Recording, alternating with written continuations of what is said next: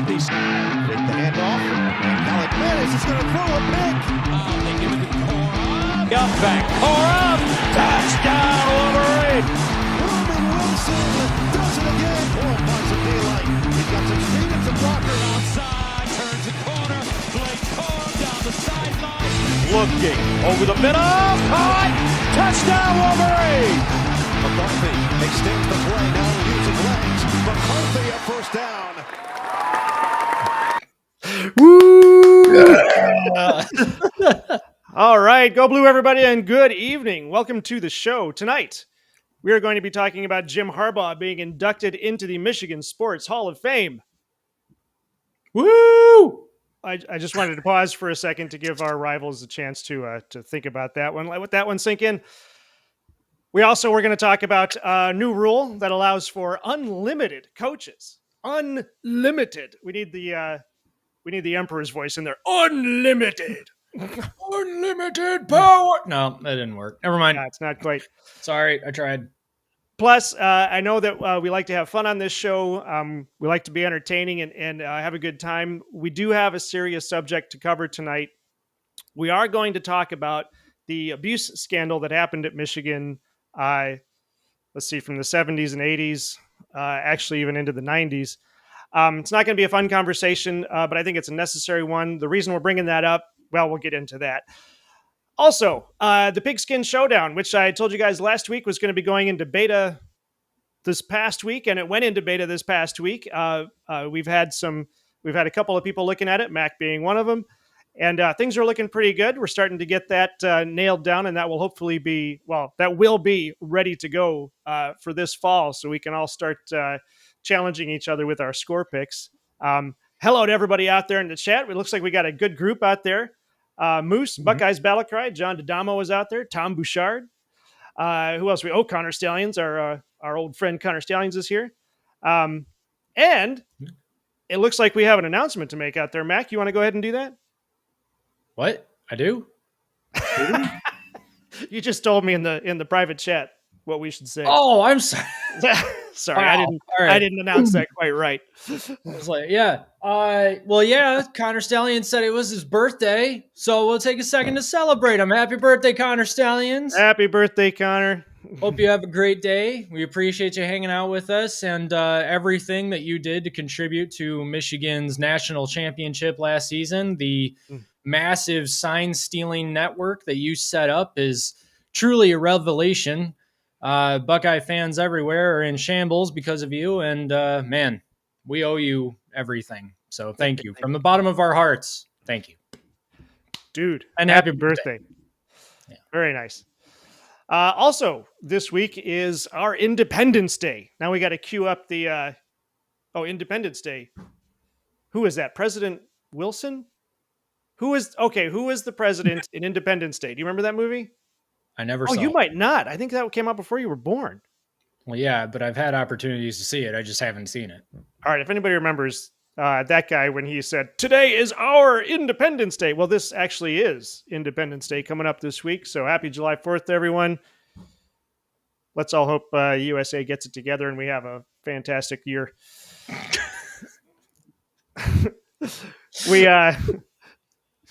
Oh, wait a minute. Connor Stallions is okay. So we're going to talk about all of that, plus your chats right here on the Big Ten Team Rivalry Show. Expert trash talk, unrivaled analysis. We look at the Big Ten from a Michigan perspective. I am your host, Cliff, if I hadn't said that already. And with me, as always, is Mac. Mac, how are you doing over there? I got a message from somebody. I have no idea if their name is inappropriate or not, but somebody by the name of Sabina Gissing. I don't know if that's a slur or a word for something. But she messaged me on Twitter saying, "I came across you today and I think you have great temperament. Can I make friends with you?" She is a rather trashily dressed person in her profile picture. She is of the bot scammy type. So I can really only assume that things are going great at Twitter headquarters right now. Yeah, those bots are getting crazy. You can I very rarely get much interaction on my tweets, but when I do, it's like instantaneously I get at least 2 or 3 hits from what I'm guessing are bots. Yep. And that's what happens. Yeah. But also I tweeted at Josh Pate and he never got back to me. So Josh Pate, I know you're watching this. Come on. He's got to be watching this. I mean, why wouldn't he be? That's what I wanted to say before I got the spam from the am I allowed to say porn? Are we going to get flagged if I say that on YouTube? Before I got a spam from the, prostitute here, I tweeted at Josh Pate asking him a special request that when he becomes a college football commissioner or hopefully dictator, will he please pass a bylaw that prohibits college football accounts from commenting on politics? Because apparently something happened on Thursday night. No idea what. Don't care. We're a political we're a college football show. So we don't talk politics, do we? We don't do that. And you shouldn't either. It's dumb. Sports politics. Yes. Which I guess we do kind of talk about because we got on the NCAA's case. That's all politics. Politics. It's different. It's whatever. Yeah. No one's going to start a riot over that one. Exactly. Moose points out, did you guys run into any people who just won a lottery on Twitter and wants to share some winnings with you? Those are my favorites. All they need is your Cash App. Yes, I actually did get a couple of those. That's the new Nigerian prince, I think. Oh, that's wonderful. Rochelle, my wife, has gotten messages on Xbox from people saying that this one guy has messaged her twice and said, I have an extra $15 gift card that I'd like to share with you if you just send me your Cash App name. Doesn't specify where the gift card is for, just a $15 gift card. Oh, sweet. All right. Yeah. He's messaged her twice. Like, dude, get it. They're persistent. Yeah. They want your money bad. Who wakes up in the morning and thinks, you know what? You know what would be a really good use of my time today? I'm going to come up with a half-assed scam and send it out to 1 million people and hope one of them is dumb enough to actually fall for it. But I want to use my whole ass. Well, you know what that means. It's time for the check down. Oh, yeah, let's do it. Here is the check down. Urban Meyer and Jim Tressel are not doing Ryan Day any favors. Did you hear about this one? I did. I heard about this, I think. Ryan Day, the head coach of Ohio State football, has an overall record of 56-8, but he's 1-3 against Michigan, having lost 3 years in a row, as every Michigan fan knows. And we keep speculating about whether or not he's in the hot seat this year. Turns out we don't have to put pressure on Ryan Day. His old mentors are doing it for us. Now, Ryan Day made a plan to spend $13 million, and we've heard that that's gone up to as much as $18 to $20 million, to bring in the best players to Ohio State. And according to Jim Tressel and Urban Meyer, it worked. Urban Meyer said, this is one of the most talented rosters of the last decade. Jim Tressel said he can't remember seeing that many great players in the building all at once. So is Ryan Day feeling the pressure now? At the follow-up press conference, Day said there's no added pressure. It's the same pressure and expectations as every year. Win the Natty, win the Big Ten, and beat Michigan. A triple crown he has yet to accomplish. But if it doesn't work this year, he does have a backup plan to be co-host of the Lou Holtz Show. That was good. I like that. Nice one. If he can find him. He's got to find him first. He's got to find him first, yeah. Where is he? No one knows. Where's Lou Holtz? Yeah. Nobody knows. So this one comes from On3. The new Michigan State head coach, Jonathan Smith, formerly of Oregon State, is eager to be part of the in-state rivalry with the Michigan Wolverines. Smith said, love being a part of a rivalry in this state that's passionate on both sides of it. Looking forward to being a big part of it. Last year, Michigan State famously fell apart after Mel Tucker was fired. They started the season 2-0, but finished 4-8. That included being blanked by both Michigan and Penn State. But Smith is undaunted and added that not only is he looking forward to the rivalry, he's also looking forward to his appointment at the Secretary of State and his upcoming colonoscopy.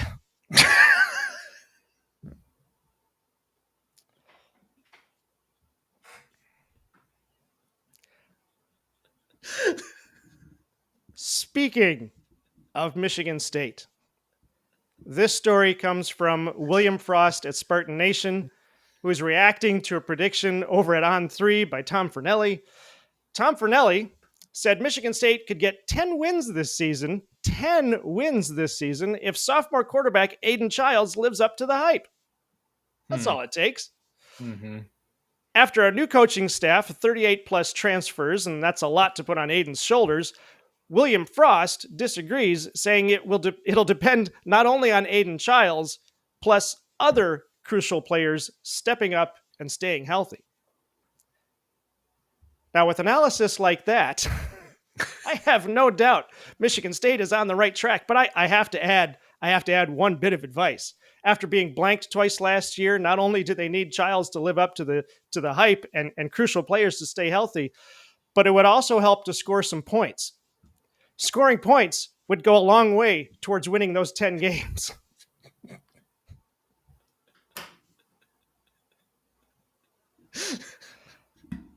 That, ladies and gentlemen, is the check down. If you like what you've seen so far, don't forget to smash that like button. And as long as you're there, scroll over slightly to the left and hit the subscribe button. Moose is already racking up the subs for us. We really appreciate that. Thank you, Moose.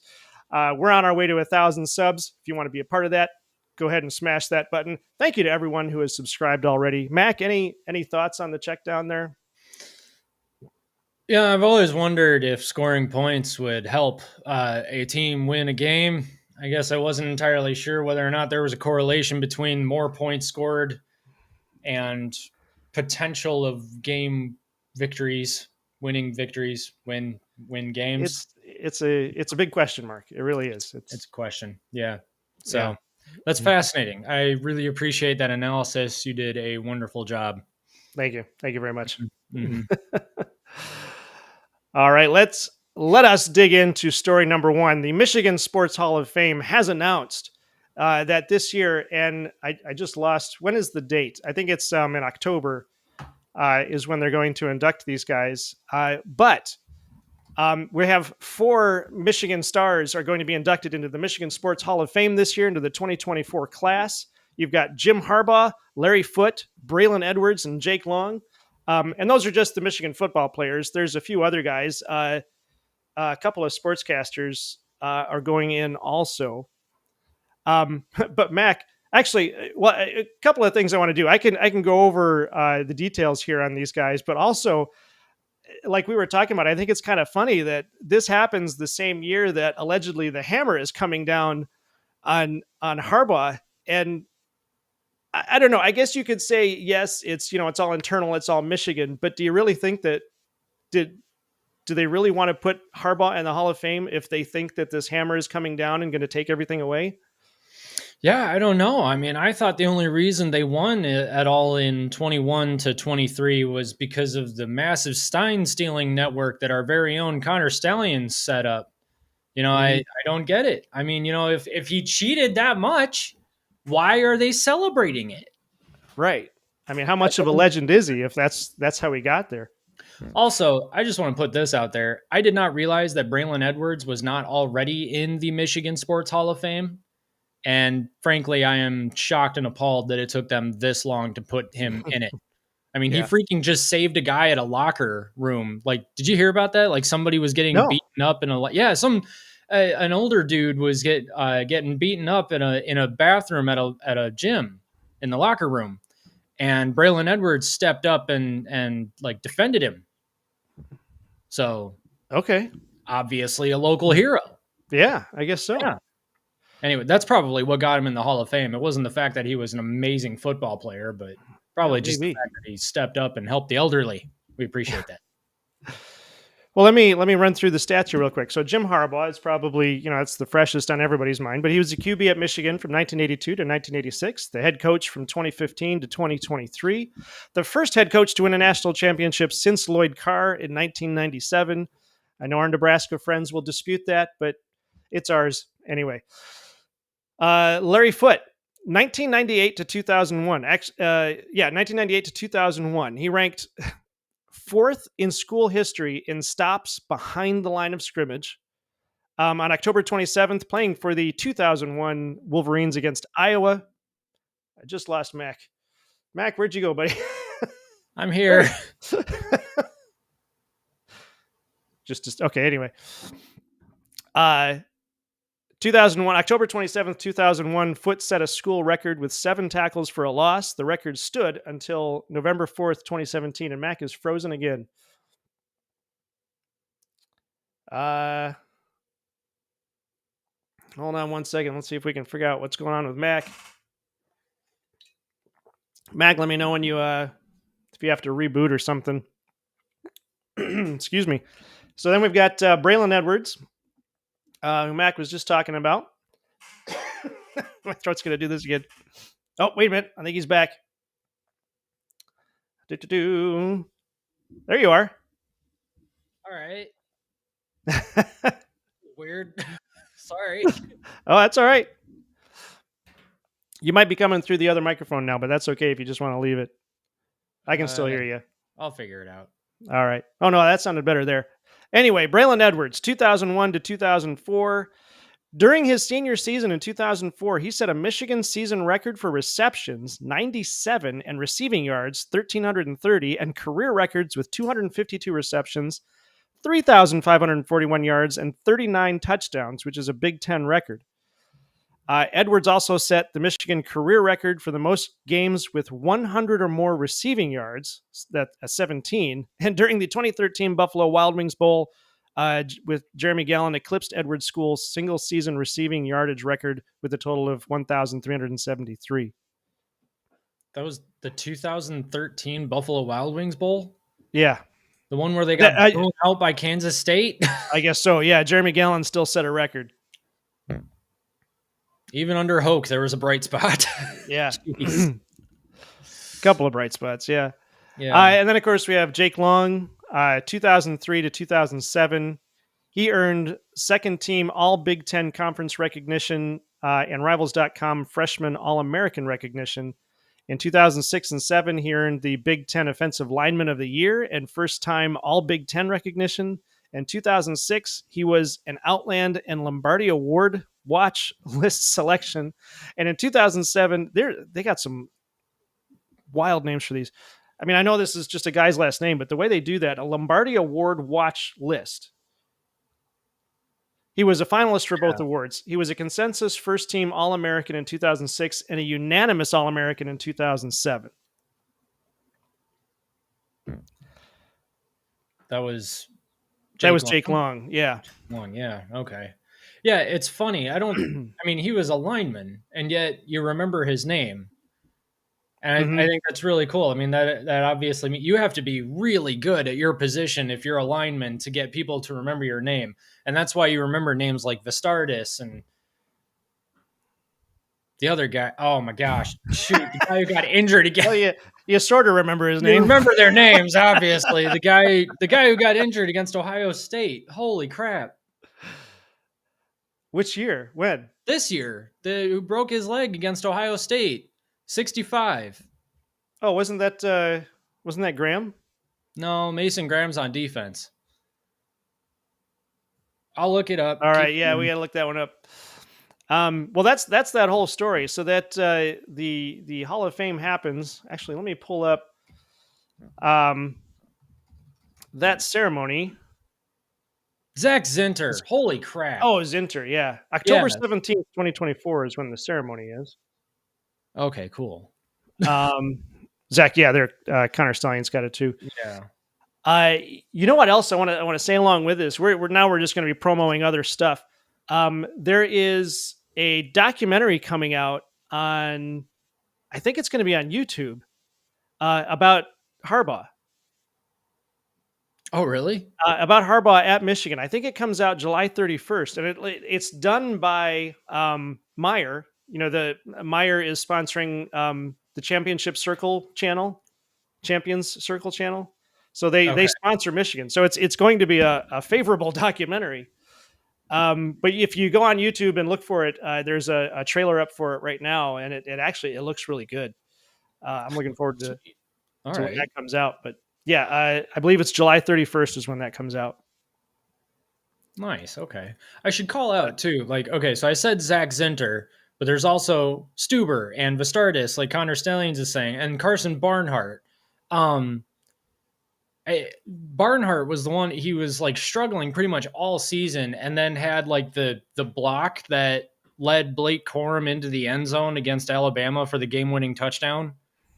So just just incredible line play there. I don't know. I just wanted to call that out real quick. What Buckeyes Battle Cry is saying, this is one of my favorite games against Michigan State. That game was insane. All right, remind us. I vaguely remember. Now, did we lose you again? Your screen just locked up. I want to look up the that game. Michigan State. Because I'm sure I watched it. Now it's just a matter. I remember that what happened in it. So it ended 37-45. Final score. Michigan won. Oh, the 3 overtimes. I think I do remember this one. There was this was the one that I think I saw this in. It was some restaurant in out in town here, and we had just finished dinner, and the game went into overtime. And I thought, oh, this won't take very long. It should turn around right away.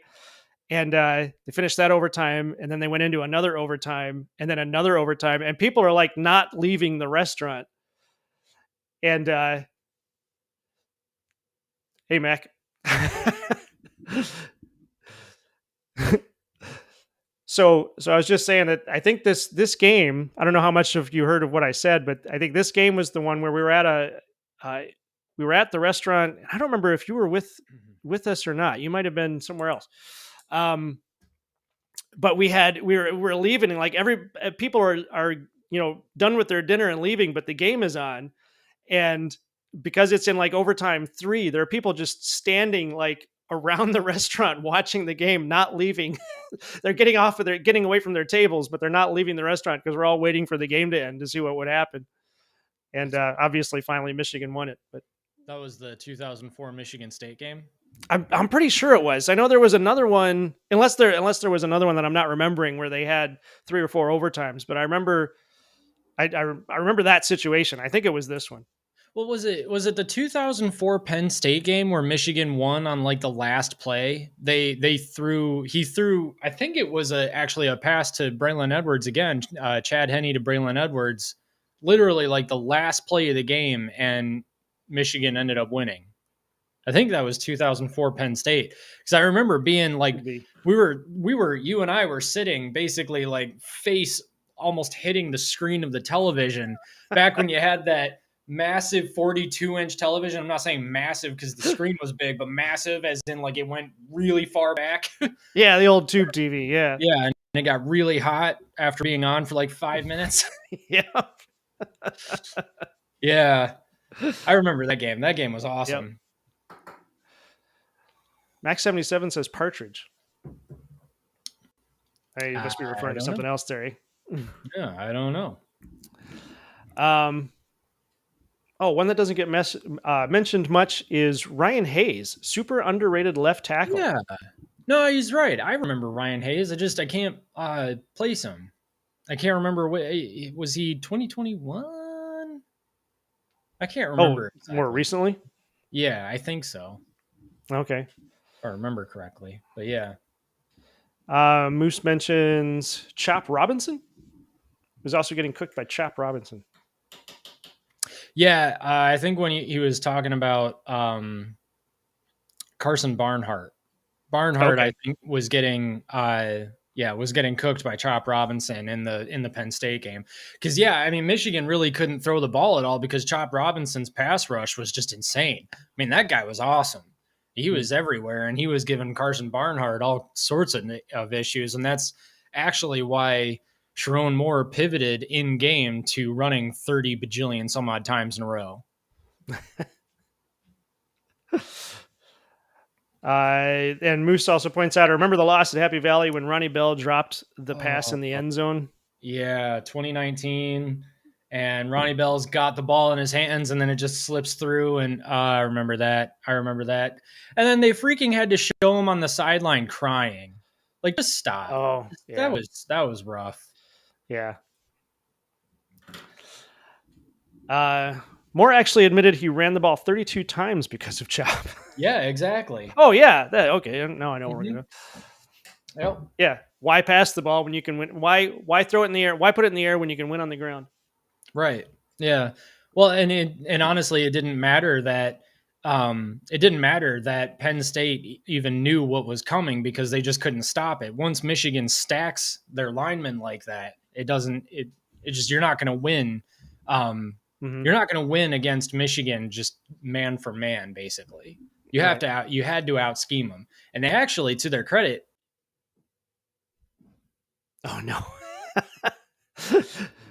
Mac's internet is just going nuts today. This is going to be a fun show. It's going to take a little bit longer than normal, but we'll get through that. Shea Patterson did do good that year. Shea Patterson was a great quarterback. And I was just about to ask Mac. Mac posted on his Twitter today that Shea Patterson actually is now playing in the Canadian League, I believe. When Mac gets back, he can explain it. Any other players out there you guys think? In the chat there, what do you guys think? Who are some of your favorite players that you think should be inducted into the Hall of Fame next? I'm trying to think. I mean, whenever I think of my favorite players at Michigan, I always end up going back to Anthony Carter and Steve Smith, Ali Haji Sheik. But these are guys back in the '80s. I think they've been inducted into the Hall of Fame somewhere.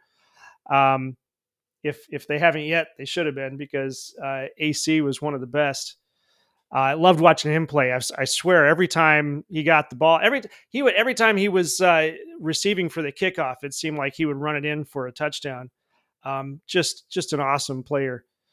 Let's see. Borg Warner says Devin Bush, and Devin Bush is good.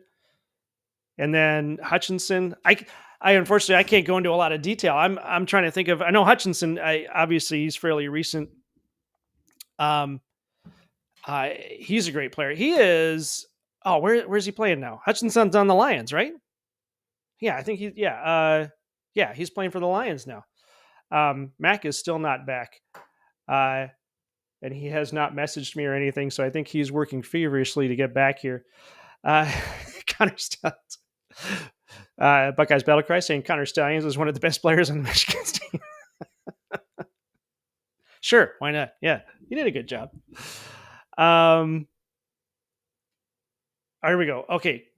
Speaking of Connor Stallions, left tackle Haskins, 200+ yard game. He ran behind Hayes and Keegan. Okay, gotcha. I am just going to keep talking until Matt comes back. This show is hard for me to do on my own, so you guys just keep it going in the chat there, and I'll keep bringing them up. Hassan Haskins, loved watching Hassan Haskins. Okay, I'm going to try to remember here. Hassan Haskins was a running back. Kind of a tank too, if I remember correctly. Him and Toussaint. I don't remember if they played together. Were they on I think they played together. Tom Bouchard. I thought I was the only one who remembered Ali Haji Sheik. Oh yeah, he is awesome. He had the record for not field goals, extra points. I think maybe it was field goals too. But I remember he had something like 90 extra points in a row. 90 extra points, had the record. And I loved it at the games when they announced him, because they would say, "And now coming out, Ali Haji Sheik." That was just fun. Crowd would roar. That was just amazing. I loved listening to that one. Borg Warner says the OSU O-line. So the entire O-line should be in there? Probably. They've got a lot of good players there. And ta-da! Mac is back. How's it going, Mac? I don't understand what's going on. I restarted my computer this time. I've never had an issue like this before. I know. While working, I was on multiple calls all day today and nothing happened. It's my laptop, probably. Yep. Because I've got my work laptop, which is this amazing $2,000 MacBook. Please don't rob me. And then I've got my personal laptop, which is significantly less quality. So anyway. All right. Well, I had guys and everybody in the chat throwing in like their favorite players. So I'm going to run a couple of these back here. Devin Bush. What do you remember about Devin Bush? Devin Bush. He was a defensive player, was he not?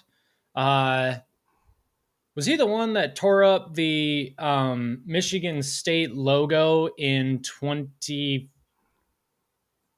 Oh yeah, Was it? yeah. I got out there and started rubbing his cleats on it. Yeah, which was absolutely hilarious, and I love it.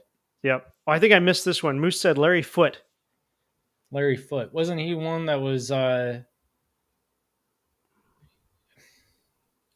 isn't he being inducted into the Hall of Fame? No, that's Oh no, it is Larry Foote. Yeah. Yeah. Oh yeah. Okay, we got Larry Foote. Yeah. Tyrone Wheatley. Yeah. Tyrone Wheatley was the running back, and he Yes. came back and coached running backs for a little while too. When did he play? I keep losing track of when these guys played. Oh my gosh, Wheatley was probably like 10 years ago. No, it was Not that far? It wasn't 10 years ago. No, I mean, I lose track of time. I swear. 10 years anymore, ago was 2014, which hurts me, but it's true. Oh yeah, he's my age, so it had to have been 30 years ago. Yeah. Something I can't figure out when did he play? I can't remember when he played. But anyway. Oh, he was on the 97 team. No, he wasn't. He was earlier than that. Junior. Hold on. Junior was born in 97. Right. 91 to 94. There you go. I didn't know we were going to study history for today's show. I know, yeah. 91 to 94. That makes sense. So that's when he played. Yeah, there's Tom Bouchard has it, 91. I want to go back to Devin Bush real quick, though, because, okay, so why did Devin Bush damage the Michigan State logo at midfield? So Michigan linebacker Devin Bush was caught kicking and defacing the Michigan State logo at midfield before Saturday's game against the Spartans. This was back in 2018. At first, the move can be seen as just Devin Bush being overly emotional before a big rivalry game, but perhaps he had a reason. In actuality, there was a reason why Bush reacted the way he did. Before the incident took place, Michigan State players did their pregame ritual where they walked side by side, taking up the whole field while walking the distance from end zone to end zone. Bush was already out on the field for warm-ups, however, and no one would expect the Spartan players to walk around him. Instead, they walked right through him and caused a bit of a scene. And remember that. They tore off his headphones and then just kept walking, and D'Antonio grinned and smirked the entire time and pissed off Michigan's most vicious player. You're saying D'Antonio had a different facial expression than normal? Yeah, can you believe it? That's weird, yeah. He actually grinned and smirked rather than his usual scowl. Yeah. That guy's pure hatred for life is what keeps him alive, apparently. I don't know. Yeah, I bet you off the field, though, he's probably like the nicest guy. No, you don't think so? There's a story in. Do I have it right here? There's a story in John Bacon's book 3 and Out. Okay. I don't remember where I put it. When Antonio was a tool. I think it was D'Antonio's first year at Michigan State, actually. Well, maybe not. But anyway, it was when it was definitely Rich. I think it was Rich Rod's first year at Michigan. At Michigan, and D'Antonio or Michigan State is playing at Michigan, and one of the Big House, volunteers, whatever, welcomes D'Antonio to the Big House. Like D'Antonio gets off the bus, and the guy says to him, "Coach D'Antonio, welcome to the Big House," and D'Antonio told him to go to hell.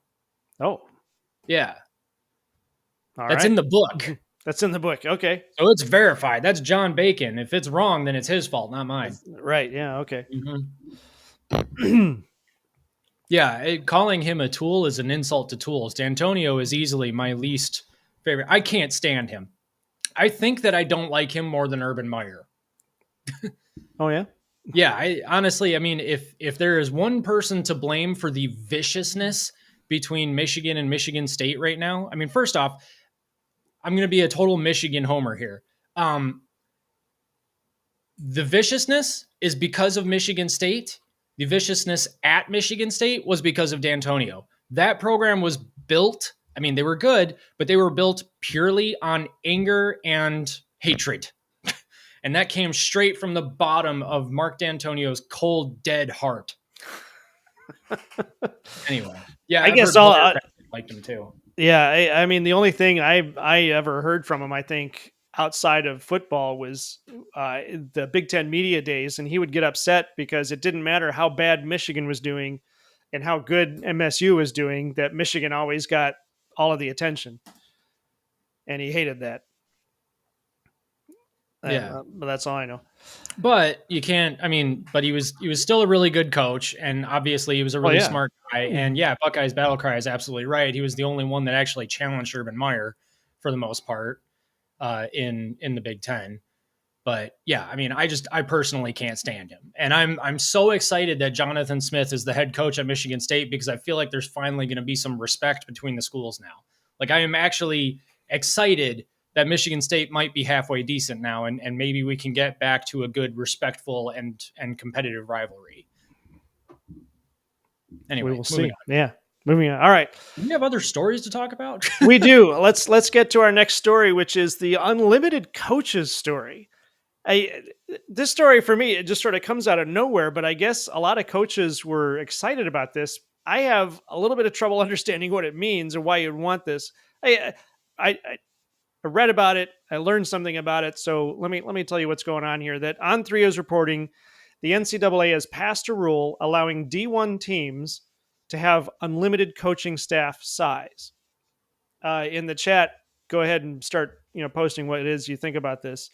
But in other words, D1 teams can now have as many coaches as they can afford, which is sort of reminiscent of the rule where you couldn't send staff to go watch other games, watch future opponents, because it was, a question of economics.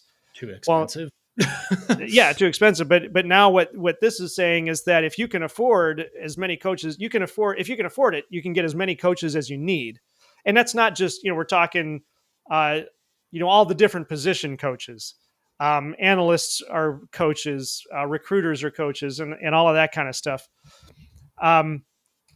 So here's the description from the article. The 40-person council representing all 32 Division I conferences moved to allow all staff members to provide technical and tactical instruction to athletes during practice and games.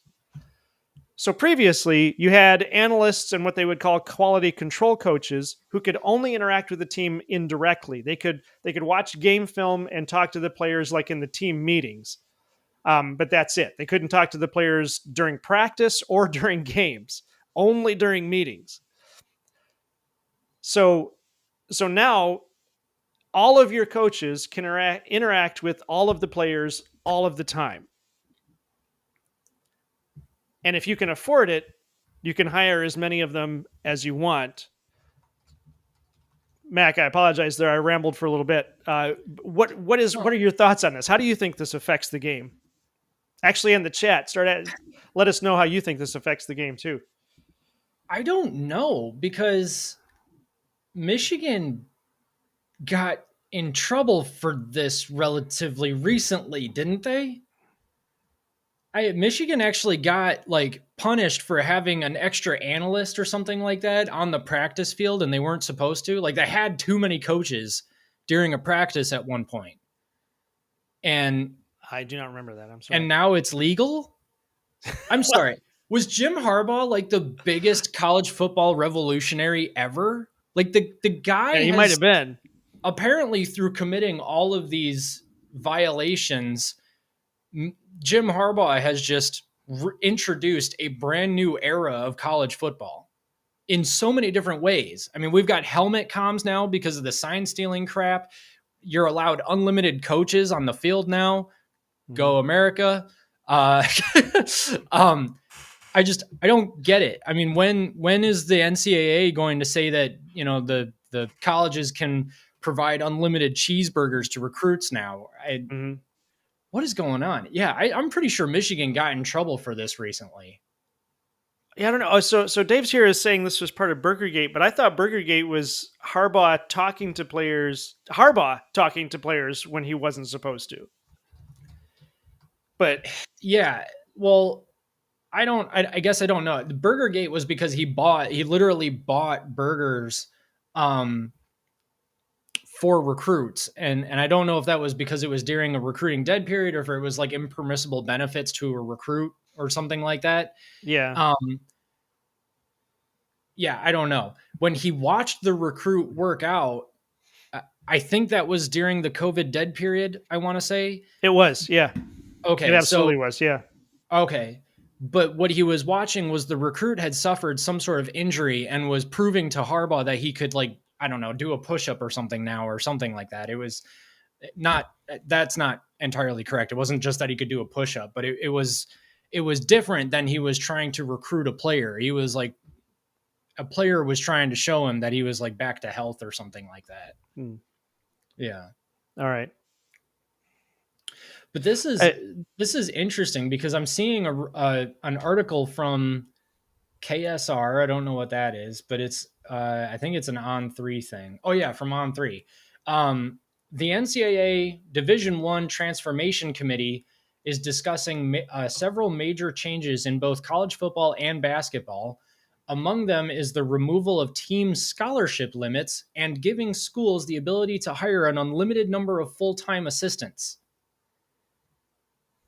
I wonder if this is because, so the game is getting to be more professional-esque, right? Mm-hmm. I have no idea if this is the case in professional football, but I wonder if they're getting rid of the scholarship limit because they know that NIL is going to make scholarships basically irrelevant. You know, if you tell a kid he's got $1 million NIL deal, do you think he's going to be all that excited when you then tell him he's got a full ride scholarship? No. So whatever. Well, I guess he gets to keep more of his NIL money that way. I mean, yeah, it won't be a draw. I think you're right, though. It won't be a draw if like one school offers a scholarship, but then at another school you can get $1 million NIL. Well, yeah, then you're going to the NIL. And, right, exactly. So I think that's what it's making scholarships basically irrelevant at this point.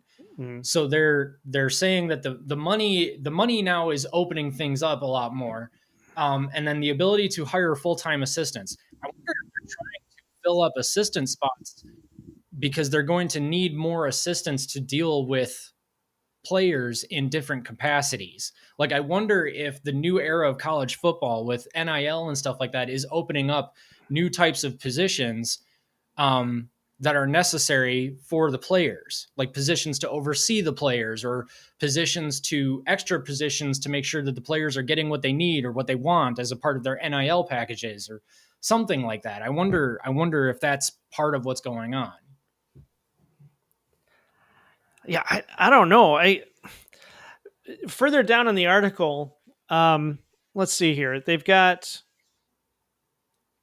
it says like the future role of graduate assistants. So I guess speaking of scholarships, so the future role of graduate assistants is unknown. More staff members assisting with day-to-day operations change the impact of graduate assistants. However, the new policy allows younger assistants to start coaching earlier. So then Jeff Lebby at Mississippi State said it's going to be beneficial. I love that everybody that's inside the building, hopefully this thing gets passed and these guys can go coach. It helps the development of coaches. For me, having these guys in the building right now as analysts and freeing them up will be awesome. Freeing them up for what? Freeing them up to be able to coach and interact with the players more during practice and during the games. So it sounds to me like there's a lot of head coaches out there who have these, the analysts and recruiters and graduate assistants and all that who can't do anything except be in the team meeting. And they want them to be able to be on the practice field and on the game field.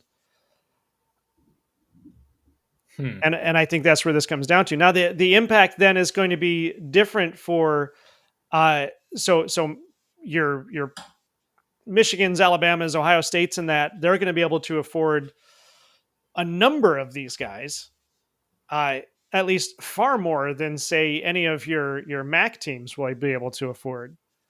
And so it's going to create, the other part I saw in this article is that it's going to create another kind of disparity where you're going to have more specific position coaches on the more profitable teams. do you need more than do wide receivers need more than just a wide receiver coach?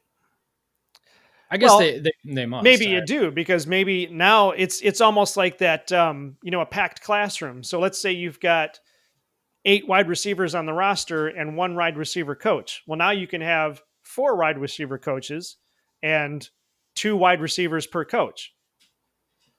So you have more time to develop more players. You have more capacity to develop more players.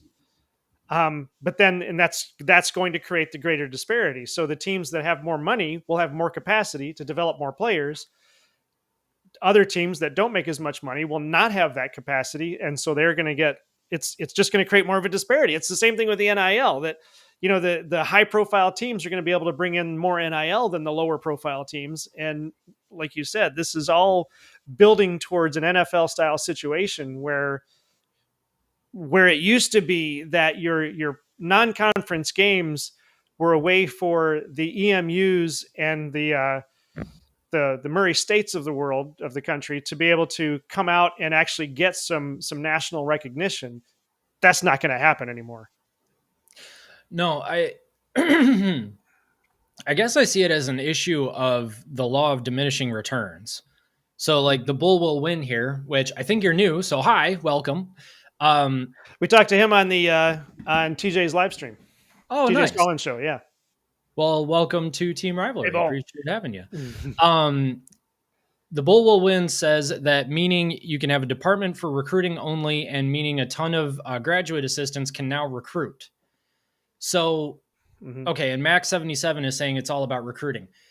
My thing is this: even if it's about player development, or even if it's about recruiting, how many players can you realistically sign during a recruiting period or recruiting cycle?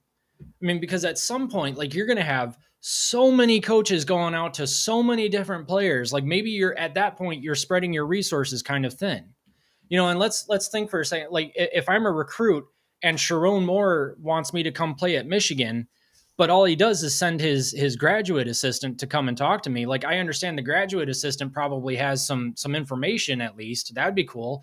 But what about the relationship? Where is the quality of relationship? Why I'm not developing a relationship with Sharon Moore then? Or, if I'm a position player, or whatever position I am, and my position coach doesn't come talk to me, the graduate assistant does.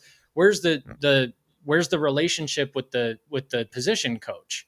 So, and maybe I don't fully understand how recruiting is done, and I will admit I don't. But to me, it's like a situation of the quality of the relationship gets sacrificed for the quantity of players that you're trying to sign in a recruiting cycle.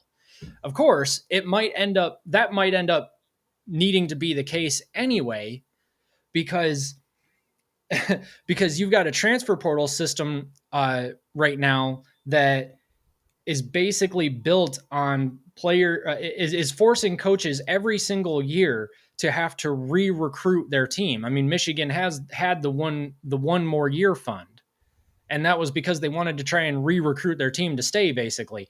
Not necessarily because, I mean, that's not exactly how it worked out, because the players, a lot of them were very team-oriented players anyway.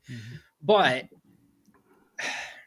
to me, it just feels like the quality is going to go down, but they're doing this in such a way that they can kind of keep the numbers churning. So even if they end up losing a whole bunch of players to the transfer portal in one cycle, then they've got the numbers in the recruiting cycle to make up for it.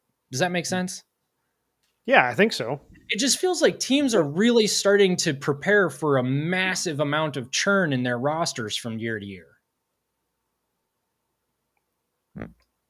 Yeah. I was looking at, let's see here.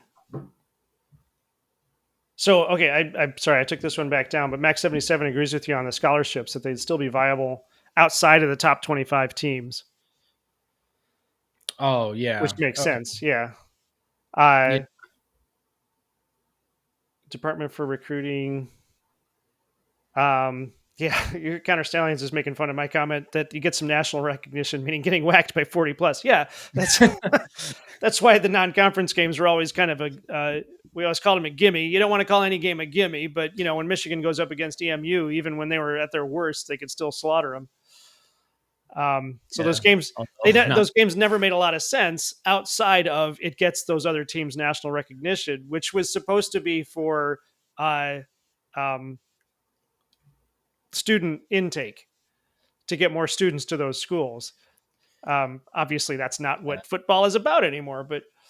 But also, don't tell that to Toledo or Appalachian State. Yeah.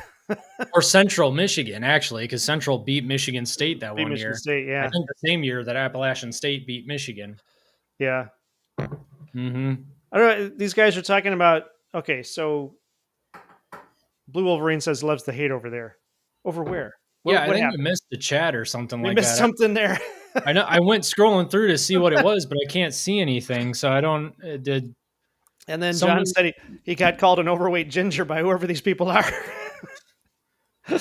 Who's calling you an overweight ginger, John? Oh, Max a ginger. We'll mess him up. Sort of. We'll call him out. Not to the extent of John D'Adamo, though. He's got much redder hair than you do, but. Yeah, and this is what's going on too. Don't the kids? You will have wide receiver come to You got this. Don't have kids. You will have wide receiver coaches come to recruit them as soon as they're born. Yeah, it's getting crazy how earlier they're going after these kids. I know. What was the kid? Gronk, baby Gronk. Baby Gronk. Yeah, I know that was wishful thinking on the father's part, but we are hearing about kids in middle school getting scouted at least. There are kids in high school that are getting NIL deals. That is true. Yeah. I don't know that I like that. That's wild. Yeah. Apparently that limit extends to coaches in waiting. That's interesting.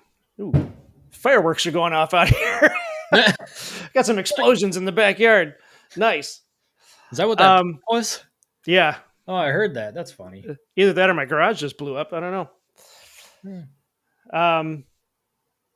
Whoop. Okay, I just lost it there. Also, okay. Also, this probably helps the whole getting the dad on the coaching staff so much easier. Oh, that's not a bad point. What? Getting the dad on the coaching staff. So, any dad now who wants to be there to coach his kid or continuing coaching his kid could potentially get. That would be tough. You'd have to prove yourself, but the possibility is there. Wow. Okay.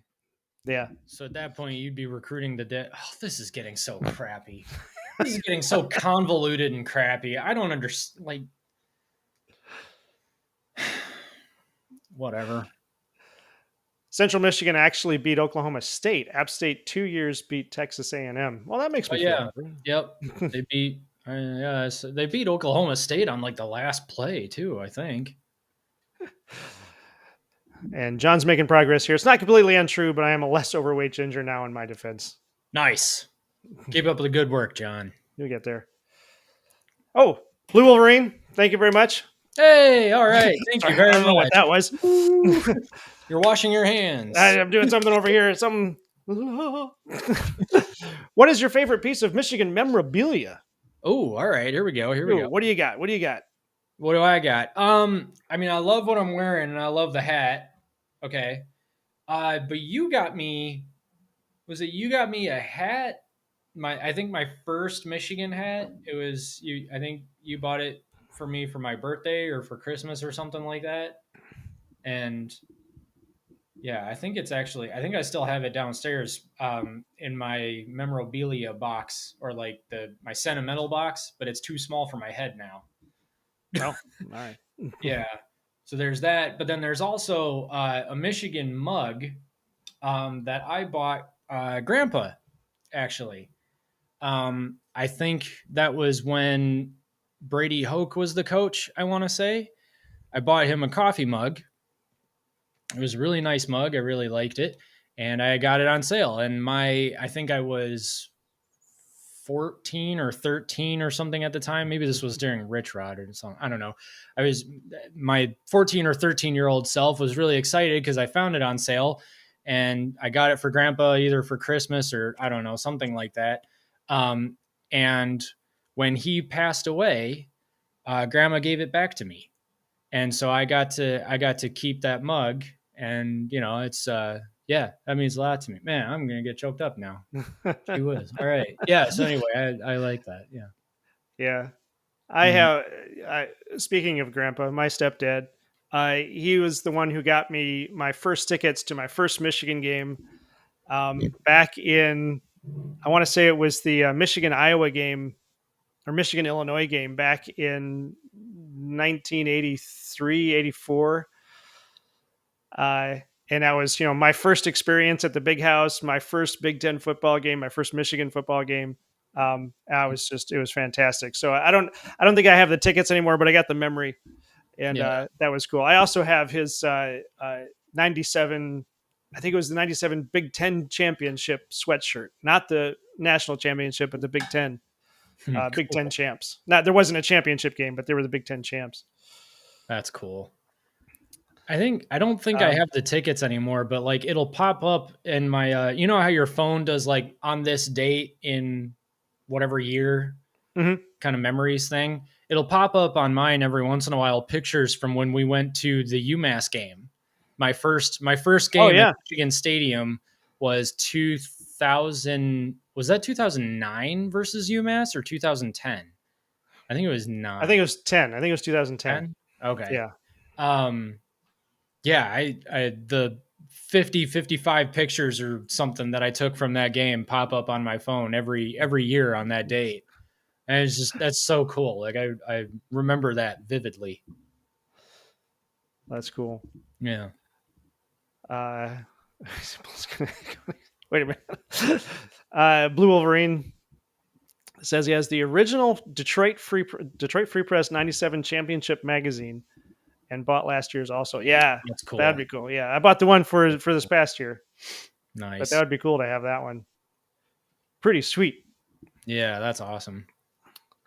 What else we got going here? So, okay, John says he's lost 25 pounds. Nice work. Hey, all right. Good job, buddy. That takes a lot of effort. That takes a lot of discipline. Yeah. It really does. Man. I'm just going to say, losing weight in today's society, borderline impossible. Oh, yeah. I mean, you really got to hate yourself to lose weight today.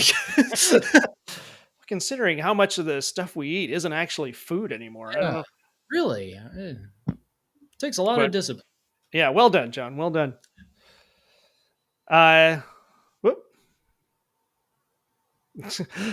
Dave Shear says, my kids knew Hail to the Victors before they knew their address. All right. That's awesome. Getting the important stuff. All right. Do we want to go on to our last story here? Yeah, let's do it. This one's kind of a dumb one or a rough one, I should say. This is going to be a rough one. So the reason I wanted to bring this one up, this is the Robert Anderson story at Michigan. And the reason we're bringing this up is because, as you guys know, a couple of weeks ago, we talked about Urban Meyer abusing players. And of course, a lot of Ohio State fans were, how come you're not talking about Anderson and Schembechler and all of that? So decided to look into it. And there's some disturbing stuff. And rather than, okay, I guess there's a few issues we have here. First, let me preface this by saying that the story is a tough one and it's not at all kid friendly. We'll do our best to keep it G-rated. We have to tackle this as best we can. Sometimes I'm going to hold back on certain words because I just don't know what YouTube is going to say. Hey, you can't talk about that. So try to be as clear as possible, and we'll see where we get. Now, this is in particular an older story. That as I was researching this, what I also found was that these abuse cases are pervasive. Now, I'm sure we all know about the Penn State case. We know about the Michigan State with Larry Nassar, that case. There was also one at Ohio State not too long ago. There's also a case at UCLA, and it's not just limited to these schools. It's happening all over college football. In Michigan's case, Robert Anderson has died. He died 2006, I think 2007. Bo Schembechler, as you know, has passed away. So there's no resolution to this particular story, outside of the fact that the victims have been awarded $490 million, which I feel like is good. It's good that the university recognized this situation and did something about it. This is one of the questions: is why is this happening at so many schools, and why are the schools covering it up? And part of that has to do with just the natural tendency of these schools to protect their brands. They don't want this kind of stuff getting out because they want to protect the university. They want to protect everybody else at the university who don't have anything to do with it.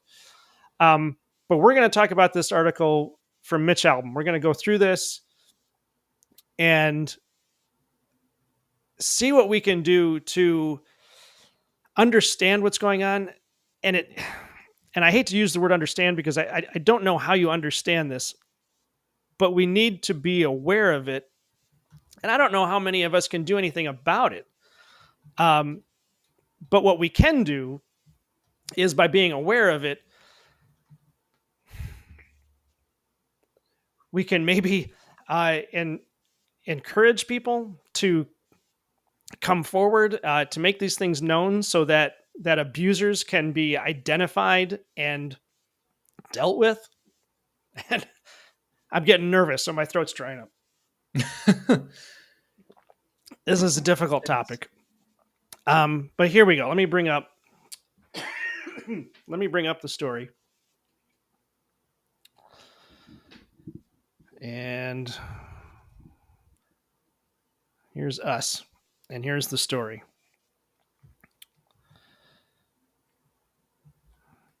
And if I do, I apologize. Let me get this in here properly. It's not going to fit the screen as well as I had hoped, but here we go.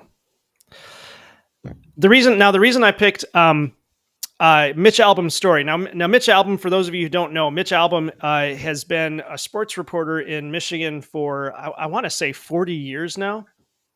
He's been doing this for a long time. He is a best-selling author. I think he's written a couple of screenplays. He's on WJR regularly. I think he's on it. What is he? The 5 to 7, 5 to 8 show.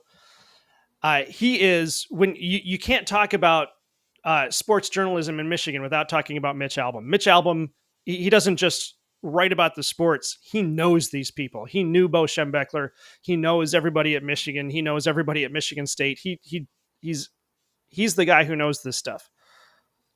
And the article just disappears on me. I'm sorry. So this article he wrote June 10th, 3 years ago. Allegations against Bo Schembechler are devastating, and so are the victim stories. They say there are 3 truths in any accusation: the accusers, the accused, and the actual truth. 2 of these were not accessible Thursday, and they never will be. But one truth was heard, and it was devastating. 3 men, now in their 50s and 60s, 2 of them former Michigan football players, the other the son of its most famous coach, sat behind a podium table in a hotel conference room, flanked by lawyers, and recounted in painful detail how their young bodies were abused by a former team doctor named Robert Anderson. I'm not going to read every last word here, but he talks about the excruciating details that were discussed, the betrayal between doctor and patient. Anderson's alleged behavior was cringing to hear, but to the accusers, it was only one breach of trust. The other, which may have hurt more, was allegedly that of the coach, Bo Schembechler. Now, Daniel Kwiatkowski says that Bo knew. And there are a couple of different stories about whether or not Bo knew and how much he knew. One of them I want to point out is that there was one player who went to Bo Schembechler after his appointment with the doctor and said, something weird's going on here. And Bo told him to go talk to the AD at the time, Callahan. Canham.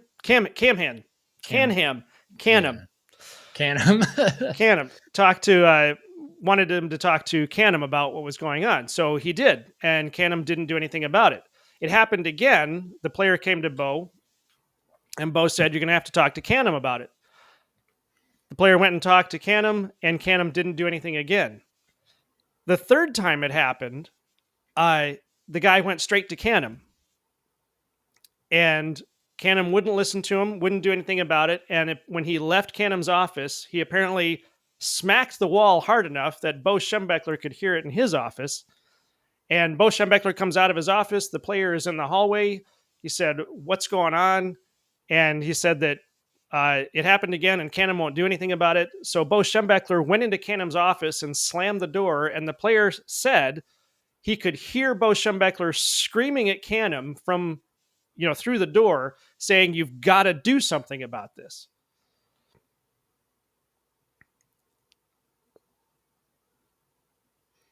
And at that point, I mean, you can speculate, you can argue this all you want. Bo Schembechler did at least know something was going on, and he went through the channels.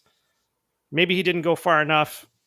I don't know. And that's something we can't resolve because we weren't there and because both of these guys are dead. Mac, anytime you want to jump in, feel free. Yeah, I guess I'm kind of taking it all in.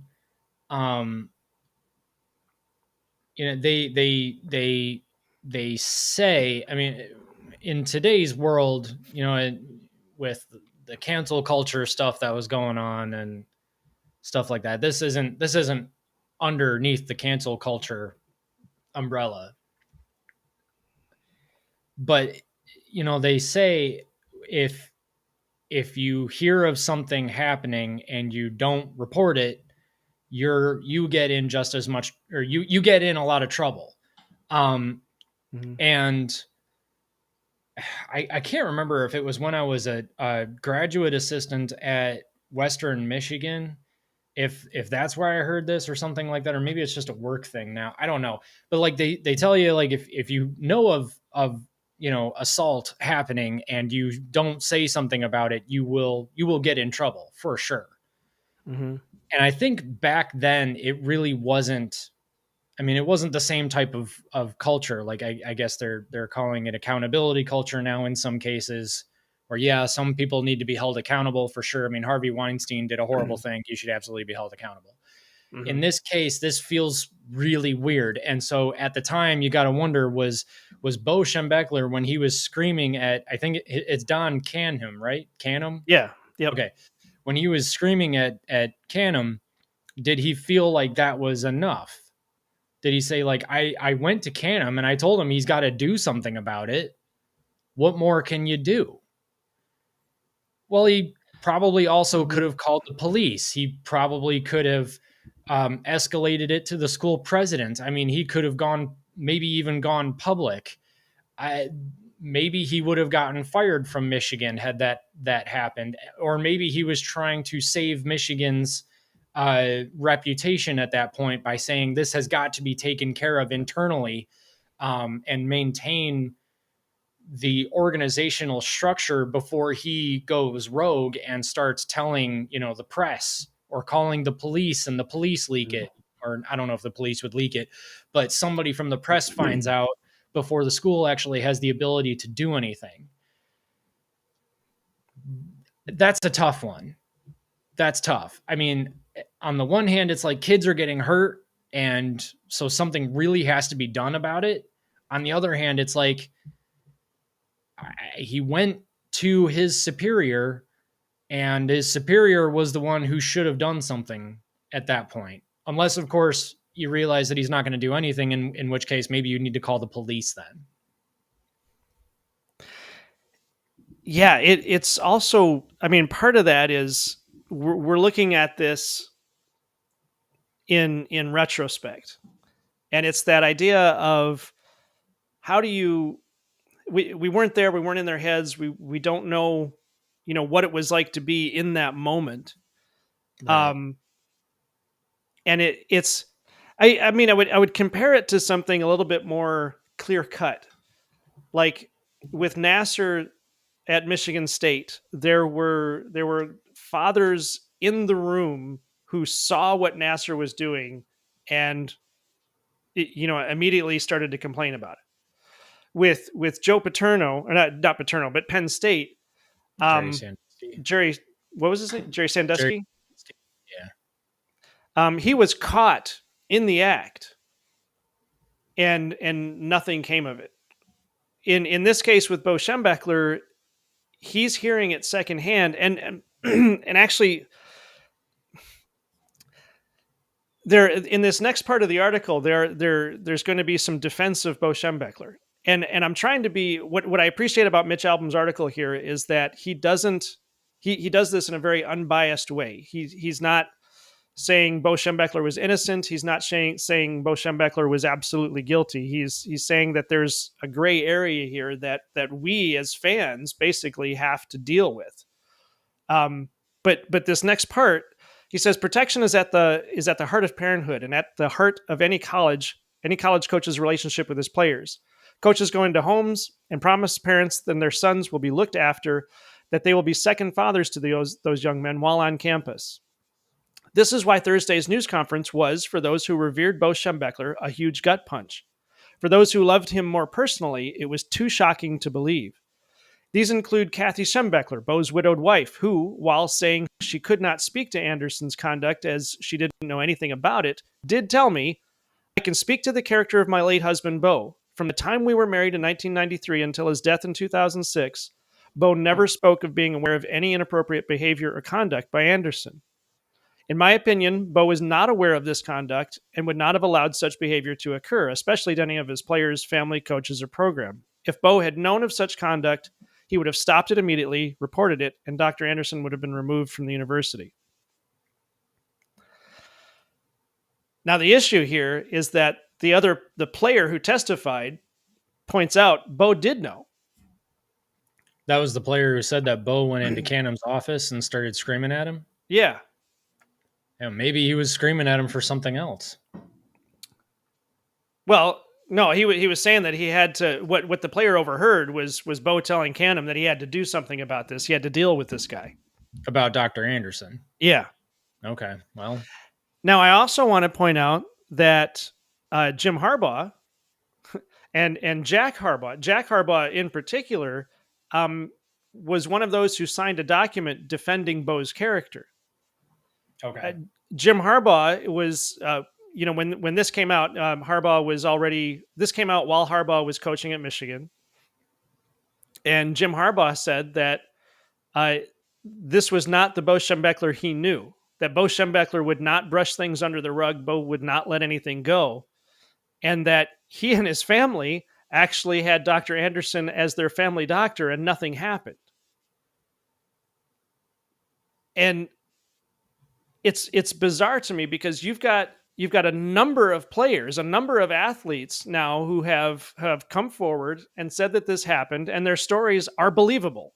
I am not in any way trying to cast doubt on these athletes' stories. They are believable, and but then I would also have to say that Jim Harbaugh's story and Bo's wife's story are believable. And it's that place where we sit. What do you do about that? And it's easy to just condemn and say this is horrible, this shouldn't have happened. That's the looking at it in retrospect, in hindsight, we can say, oh, he should have done this, therefore he did, and since he didn't, therefore he is condemned, and from now on anathema. But I don't think that's fair to him either. I guess it's weird because you've got so many people who were so close to Bo saying two completely different things. Mm-hmm. I mean, on the one hand, you've got his wife and one of his sons, Shemi, I think it was Shemi Schembechler, saying that there's no way Bo could have known, and if he had, he would have taken care of it. On the other hand, you have Matt Schembechler, his oldest son, saying that he absolutely did know. So it's bizarre. I mean, you've got the two camps couldn't be further or couldn't be more opposite. Right. I mean, he totally did know and did nothing about it. He totally didn't know, but would have done something about it. What? Right. Well, and as you know, I mean, family dynamics can be that disparate. I mean, you can have family members who absolutely hate another family member that another family member absolutely loves. And of course, if you, it's easy to believe every bad story about somebody you hate. I mean, that's just sort of human nature. And it's sometimes difficult to believe stories that are told 30 years after the fact. Yeah. But I think from what I've seen, there's also the report that the Michigan University did that seems to, or it concludes that these athletes who are saying that Anderson did this stuff, it's true. Anderson was a monster, and he should have been taken out, and why he wasn't is a question we can't answer outside of speculation. In fact, here, where is it here that Matt Schembechler says the only thing that I can come up with, knowing Bo and how he operated, is that with that knowledge, he's got the goods on Dr. Anderson. Dr. Anderson's going to do what he tells him. Kid can't play? No, Doc, you're going to send that kid out there. And we've heard that. In fact, that's what James Franklin is in trouble for right now. Yeah. So, but then Mitch Albom goes on to say that theory seems extreme. It suggests that in addition to ignoring sexual abuse charges, Bo is extorting the doctor so that injured players could risk their health. That seems like that's a completely different person. And in fact, Johnson here says, I don't know if I buy that. Johnson, who is actually on the team. But what then was the motivation? If you believe that these three and others went to Bo with report of Anderson's behavior, and listening to them, it's difficult not to believe that, what possible explanation could satisfactorily cover Bo permitting Anderson to stay? Could it be the way the players relayed it? Both Kwiatkowski and Johnson admitted they only told Bo once and were intimidated in even bringing it up. In Johnson's case, because I was afraid he would pull my scholarship. Could it be, as some are suggesting, that Anderson lied and defended his behavior to Bo as medically required, and Bo is too myopic about football to question it? Could it be, as others have postulated, that the times were different, that people preferred to bury such secrets, naively wishing they would go away?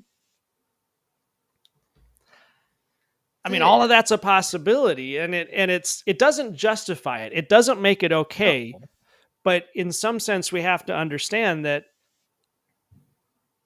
you look at your own life and you say, people are talking about things that are going on, but I'm concerned about this, and I missed what you were saying about this.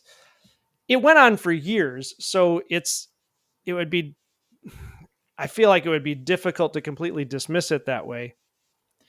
But that's what it says there is wild. Mm-hmm. I mean, that Bo would commit extortion on Anderson. I guess that's how the term goes. Whatever. Yeah. Yep. That Bo would extort Anderson like that. That feels just so wrong. Not morally, but yes, morally, but more in that it just feels so contradictory to what we know of Bo's character. Mm-hmm. But I guess at the same time, he was all about the team. And maybe that was to an unhealthy extent. Mm-hmm. This is weird. Yeah. Oh, I think your microphone may have just cut out. I think it changed. Oh, there you go. All right.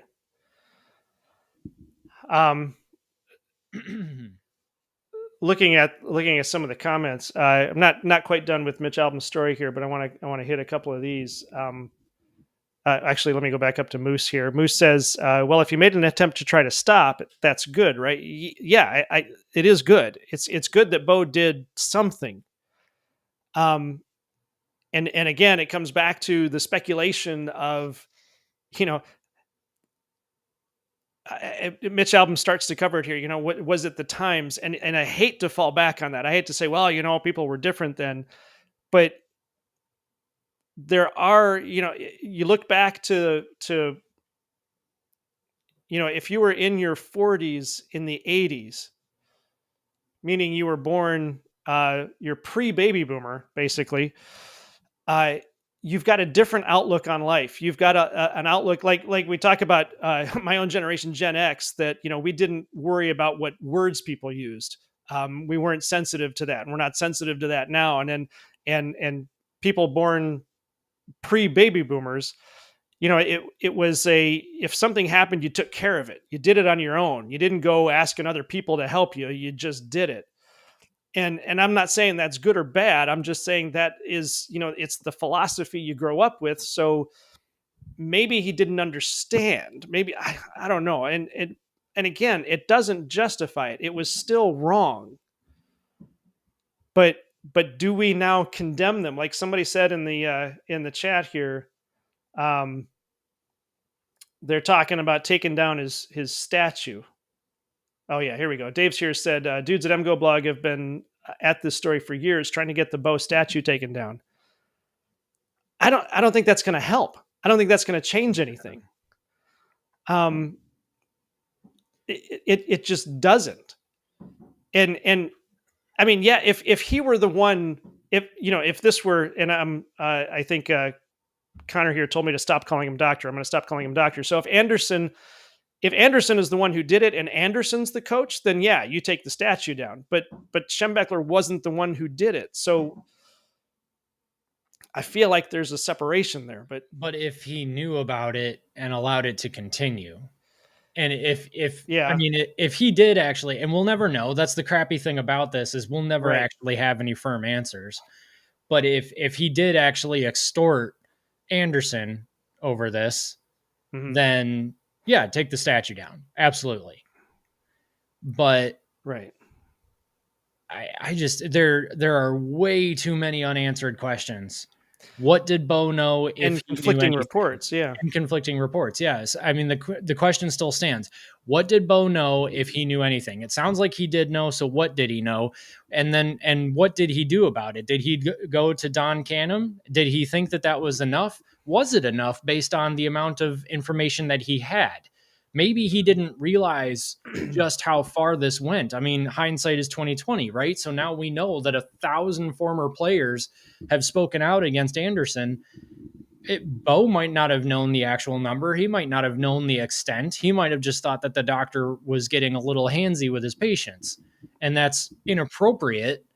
Or he might be bumping up against some lines, which, I guess, depending on where you come from. And I would think this way, that if you're bumping up against, a line that sensitive, then you've already crossed it. But maybe he just, I guess all of this to say, maybe he didn't have all of the information that we have now. And I'm certain that he didn't, but how much information did he have? And with the amount of information that he did have, does that require him to then seek out more than just talking to Don Canham? Right.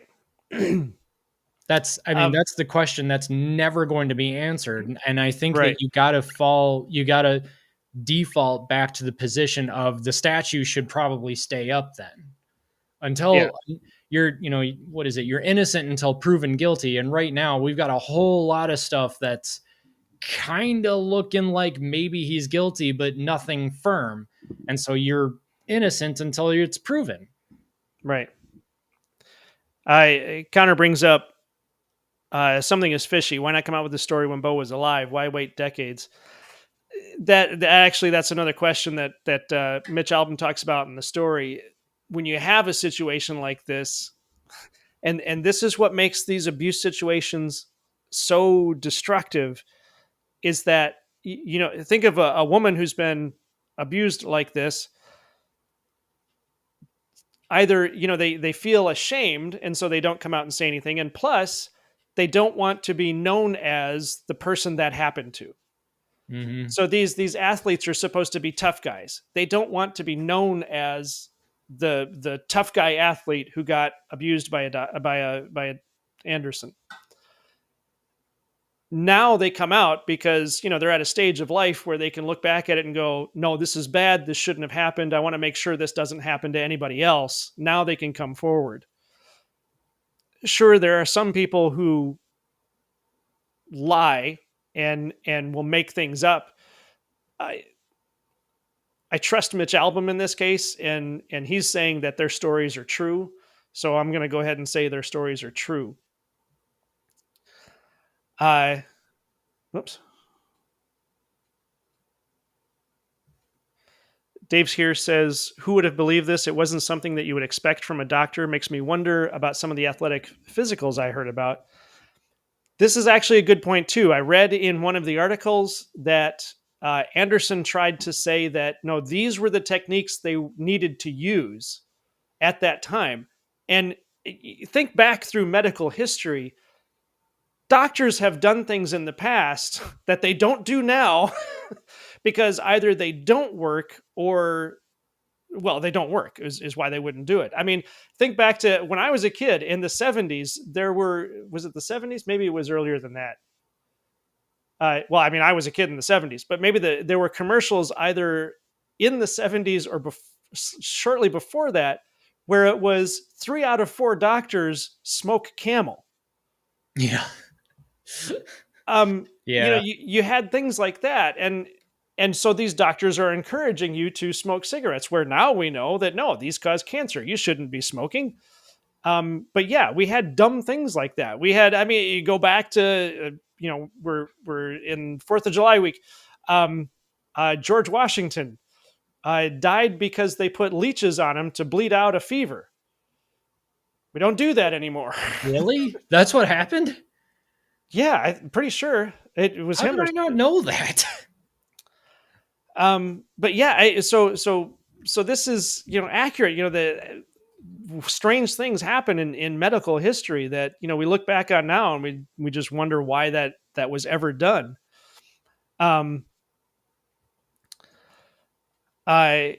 Dave Shear also says the head football coach was a coach at the time. They didn't go outside of the org chart. Yeah, I think that's part of what is being speculated here too, that, he was the coach. He didn't at the time in the 70s and 80s, football was not the moneymaker that it is now. So Bo Schembechler didn't have the power that Sharon Moore is now going to have, or Jim Harbaugh had. Back to the article though. So this is, why did it happen? And it's who knows, but none of those explanations are enough to counter the damage, not given the decades of terrible suffering that the alleged victims detailed Thursday. Johnson spoke of losing 2 marriages and some other things that happened to him. There is no measuring what was broken by this apparently demented doctor who is accused of abusing more than 800 men over his tenure from 1966 to 2003. Anderson died a few days later. Plain and simple, he was a monster, but Thursday wasn't merely about the damage done. It was about a response. Oh, and here we go. Why now? Many people asked. What do Matt Schembechler and the former players want? All 3 spoke of wanting to show other victims of abuse that it is okay to come forward. All 3 also, along with their lawyers, agreed on one thing. The university has to take responsibility for what happened. And the university did. The university has since paid out $490 million to the survivors. He talks about Michigan State, Penn State, Ohio State, Southern California, and now Michigan, said Stephen Drew. And this is what I wanted to get to ultimately with this story. How many more do we need? We need to start having total accountability. We need to stop the argument that we are immune from responsibility. It's more important than power, the privilege, the profits, more important even than the brand. The brand needs to be accountability. And now in the age of NIL, how much more difficult is it going to be to keep the brand accountable?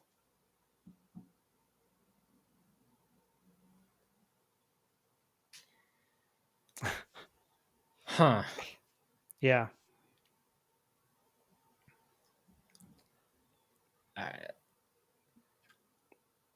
don't really know what to say. Yeah.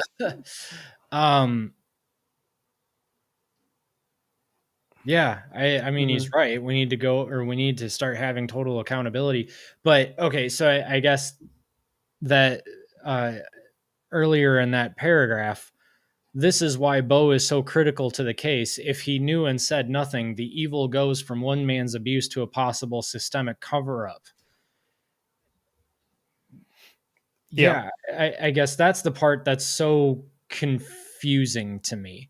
And that's why these things are so horrible, is one, that the evidence is scant to begin with. It's difficult to prove that things like this happened. So you kind of just got to go off of based off of the number of people who are coming forward saying it happened. And once you hit 1,000, I think we can all agree this probably happened. Mm-hmm. But man, what a confusing case. Yeah.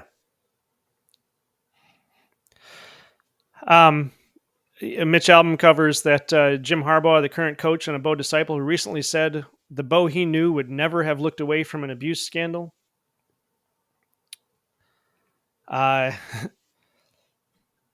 Just to go down to the end of the article here, that he says none of that counters one iota of ignoring sexual assault. The two are not in the same arena. What supporters of Bo are facing now is an internal crisis. Those who knew him well and admired him, and I can count myself in that group. This is why I appreciate this article from Mitch Albom. He is someone who loved Bo Schembechler, are left dumbfounded that a man of such apparent principle and integrity could knowingly permit such an awful string of events. As Kat Schembechler said, the allegations that I have read and heard are not credible based on the Bo Schembechler that I knew and that many others knew as well. Were we all wrong? Were we all blind? Is there a piece of this whole story that is horribly missing? Who knows? Even when the accused and the accuser are alive and facing one another, only 2 of 3 truths are made clear. We are all left to wonder about the third, the one most important and most elusive. But we can say this with clarity. Thursday afternoon was real tears, real choking up, and true heartbreak, and the damage done years ago is only just beginning to be measured. And again, I'm just going to say this again. The whole reason I'm bringing this up is not just because of the Urban Meyer story from a couple of weeks ago, and it's not just because of the Penn State, Michigan State, Ohio State, USC, and UCLA stories. It's because this is an ongoing problem. And somehow, some way, and maybe it's not us, maybe we can't do anything about it, but maybe we know people who can. And I guess I just want to encourage people who know people to talk to people and make sure that accountability is happening. And we need to be careful that we're not lifting up people who shouldn't be lifted up. And like I said, I know this, we try to have a lot of fun on this show. We make a lot of jokes, and this is a heavy story, but yeah, we were getting called out, and I wanted to make it right. I wanted to talk about this story. So I guess knowing or just going off of this article, should the statue come down? I don't think so. I really don't. And I'm not just saying that just because I'm a Bo supporter or because I love Bo. I think it's just what you said. There's so much on either side. I don't know that Bo was. I don't know, and I think it's because I don't know that I don't think it should be taken down. There isn't a single player who said they went to Bo Schembechler and described exactly what happened, and Bo said, "I'm not going to do anything about it." That story doesn't exist. And in fact, some of these athletes even said they're not sure they told Bo the right way or enough. So okay. if you go to somebody and say, if you're at the doctor's office and you get abused and you go to, whatever the scenario is, the person in charge and say, hey, something weird happened, and that's all you say, then what do you expect the other person to do? And again, you got to be careful here because we don't know what they all said. So I don't know, but that's why I don't think the statue should come down. Yeah. I mean, I agree. I don't think that the statue should come down either. I mean, it doesn't look good for sure, but that's fine. Like we can say that it doesn't look good and say that we don't have enough evidence, firm evidence, that would make bringing the statue down something that should happen. Yeah. I guess that's probably what's so horrible about this story, is that we're never going to get firm answers. And I'm just thinking, like, maybe that's not a good thing, and maybe it is a good thing, because the rest of us, I mean, first off, maybe it's not even any of our business. Maybe it doesn't affect us from a day-to-day standpoint. So, for the people that are in real pain over what happened, maybe they deserve some privacy or something. Well, and obviously they don't want a ton of privacy because they went public with it. Not saying that they don't deserve some privacy. I'm just saying they went public with it. But Right. yeah, I don't know. This is it's just a weird story, I guess. I think it's just a weird story. And I'm thinking about, like, the entire culture at Michigan is built on the team, the team, the team. And who said that? It was Bo. And if you end up tearing down the statue, I mean, again, if it happened, and then the statue should, and Bo knew and he covered it up knowingly, then yeah, the statue should come down. But until then, you leave the statue up and you leave Michigan's culture in place, because Michigan's entire culture of hard work and being a team player and, playing for your brothers and self-sacrifice and stuff like that, the type of culture that absolutely does not allow for abuse like this to happen, the type of culture that says that's not okay, you need to leave that intact. And I think that if the Bo statue comes down, then all of that goes away. The team, the team, the team, that goes away. Those who stay, that goes away. Mm-hmm. And so I guess at that point, it's like you leave it alone until somehow or another hard evidence comes out that Bo knows. But until then, you leave it alone. Right. It's entirely possible, too, that with this new unlimited coaches thing that we talked about earlier, maybe they need to hire what would you call it? A lifestyle coach, a personal coach. Yeah, maybe. So somebody who's a contact that they can go to, not just for something like this, but for any emotional situation. Yeah. Any position, any situation that they don't know how to deal with. I mean, we are talking about 18 to 22-year-old kids. Yeah.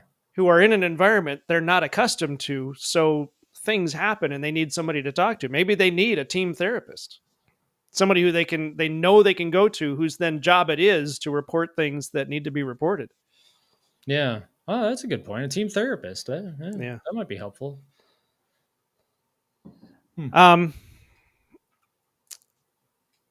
Counter Stallions agrees here. I think that there's no actual solid evidence he knew. It's all word from horse's mouth.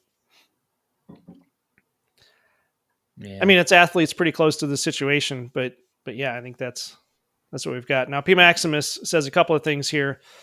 Let's clean out the closet in another Joe Paterno situation. I don't think this is a Joe Paterno situation, though. I don't want to say, who had it worse, but in that case, Sandusky was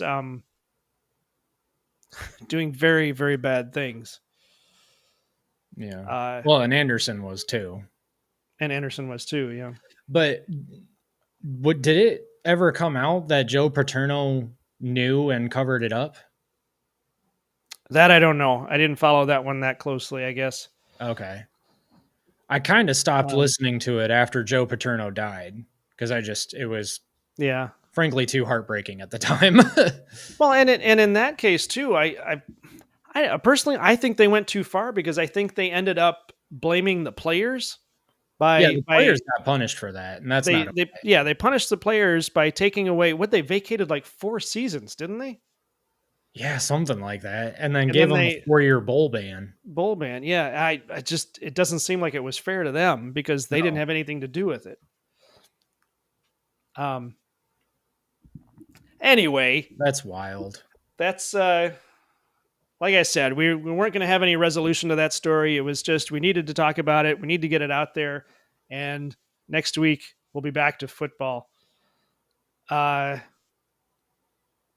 Connor, I don't know. Didn't Anderson do it as well at Ohio State wrestling, and a certain U.S. senator knew and did nothing about it? That I don't know. There was a situation at Ohio State, but it wasn't Anderson, unless there was another situation at Ohio State.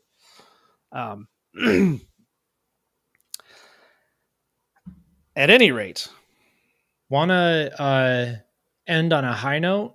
Yes. So I'm just quickly checking Twitter because the Copa America tournament is happening right now. It's USA versus Uruguay. Mm-hmm. And apparently the ref showed somebody a yellow card, but then allowed play to go on while he was showing the yellow card. All right. So the college football equivalent would be like if targeting happened. Well, I'll just keep playing. They let that happen anyway. Well, actually, yeah. Okay. So the college football equivalent would be like somebody, they were like short of a first down or whatever, but then as the ref was doing the video review, allowed them to play as though they got the first down anyway. All right. That's wild. You can't do that. Mm-hmm. Anyway. High note, apparently. Yeah. Oh, Connor Stellian says Jim Jordan was involved. Yeah, I'm going to have to look into that one. Jim Jordan, the senator, yeah. Representative? He's a senator, yeah. Yeah. I heard something about that, but I didn't look into it. I'll have to look into that.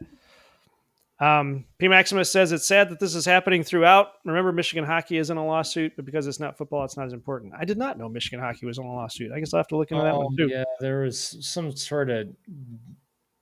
I can't remember. Never mind. All right. Here's a good high note. All right. Okay, here we go. Big Game Boomer on Twitter. All right. Has Greg Crippen, who is a center for Michigan, rated as the number 7th center coming into the 2024 season. So he is number 7 on the top 50 list of centers entering the 2024 season. Greg Crippen of Michigan. I just trying to think of why that name sounds familiar. You remember I Am Legend? Yeah. Movie? The Crippen virus. Wasn't it the Crippen virus that's what caused the whole thing? Oh, was it? I think so. Okay.